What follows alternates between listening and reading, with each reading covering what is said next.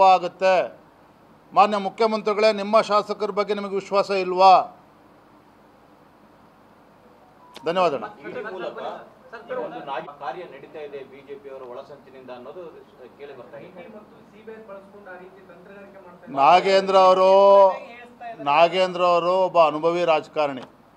ಹಲವಾರು ಬಾರಿ ಶಾಸಕರಾಗಿ, ಮಂತ್ರಿಗಳಾಗಿ, ಮುಖ್ಯಮಂತ್ರಿಗಳ ರೈಟ್ ಹ್ಯಾಂಡ್ ಪರ್ಸನ್ ಅವರು.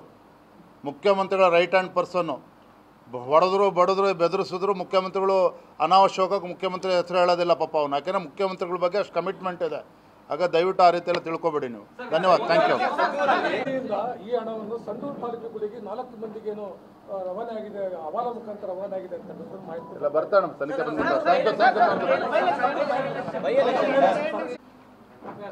ಒಂದು ಕಡೆ ಏನು ಉಪಚುನಾವಣೆ ಬರೋದಿದೆ, ಯಾವತ್ತು ಬೇಕಾದ್ರೂ ಚುನಾವಣೆ ಘೋಷಣೆ ಆಗ್ಬೋದು. ಸಂಡೂರು ಉಪಚುನಾವಣೆ ಬಿ ಜೆ ಪಿಗೊಂದು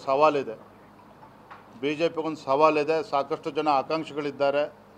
ಸವಾಲು 2 ಕಾರಣಕ್ಕೆ. ಒಂದು, ಸೂಕ್ತ ಅಭ್ಯರ್ಥಿಗಳನ್ನು ಕೂಡ ನಾವು ಹುಡುಕಬೇಕು.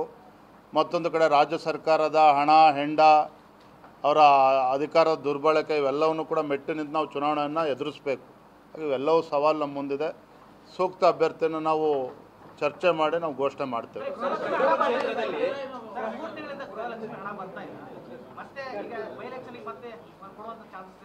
ಮುಖ್ಯಮಂತ್ರಿಗಳು ಯಾವ ರಾಜೀನಾಮೆ ಕೊಡ್ತಾರೋ ಗೊತ್ತಿಲ್ಲ. ಎಲ್ಲಿ ಗೃಹ ಲಕ್ಷ್ಮಣ ಎಲ್ಲ ಹೋಗ್ತಾರೆ. ಇಲ್ಲಪ್ಪ, ಚರ್ಚೆ ಮಾಡಿ.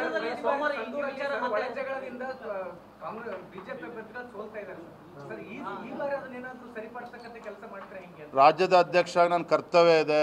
ಏನೇ ಸಮಸ್ಯೆಗಳಿದ್ರೂ ಸಹ ಅದನ್ನು ಸರಿಪಡಿಸ್ಕೊಂಡು ಪಕ್ಷದ ಹಿತದೃಷ್ಟಿಯಿಂದ ನಾವು ಮುನ್ನುಗ್ಗಲೇಬೇಕಾಗಿದೆ. ಪಕ್ಷನೂ ಕೂಡ ಬಲಪಡಿಸಬೇಕಾಗಿದೆ, ಚುನಾವಣೆಯನ್ನು ಕೂಡ ಗೆಲ್ಲಬೇಕಾಗಿದೆ. ಇಲ್ಲಣ್ಣ, ನಾವೇನು ವಾಲ್ಮೀಕಿ ಮುಗ್ಸಕ್ಕೆ ನಾವು ರೆಡಿ ಇದ್ದೀವಿ. ಬಟ್ ಮೂಡ ಕಾಯ್ತಾ ಇದೆಯಲ್ಲ ನೋಡ್ರಿ. ಇವತ್ತು ರಾಜ್ಯದಲ್ಲಿ ನೆರೆ ಇದೆ. ಪಾಪ ರೈತರು ಕಂಗಾಲಾಗಿದ್ದಾರೆ. ಬೆಳೆ ನಾಶ ಆಗ್ತಾ ಇದೆ, ಮನೆ ಕಳೆದುಕೊಳ್ತಾ ಇದ್ದಾರೆ. ನಾನು ಕೂಡ ನಾಳೆ ಹೊನ್ನಾವರಕ್ಕೂ ಕೂಡ ಭೇಟಿ ಕೊಡ್ತಾ ಇದ್ದೇನೆ. ಇವತ್ತು ಶಿಕಾರಿಪುರಕ್ಕೂ ಕೂಡ ಹೋಗ್ತಾ ಇದ್ದೇನೆ. ಎಲ್ಲವೂ ಕೂಡ ಜ್ವಲಂತ ಸಮಸ್ಯೆಗಳು ಕೂಡ ಇದೆ. ಅದ್ರ ಜೊತೆಯಲ್ಲಿ ಮೂಡ ಹಗರಣನೂ ಕೂಡ ಅಷ್ಟೇ ಗಂಭೀರವಾಗಿರ್ತಕ್ಕಂಥ ಹಗರಣ. ಅದನ್ನು ಕೂಡ ನಾವು ಒಂದು ತಾರ್ಕಿಕ ಹಂತಕ್ಕೆ ತೆಗೆದುಕೊಂಡು ಹೋಗ್ತೇವೆ.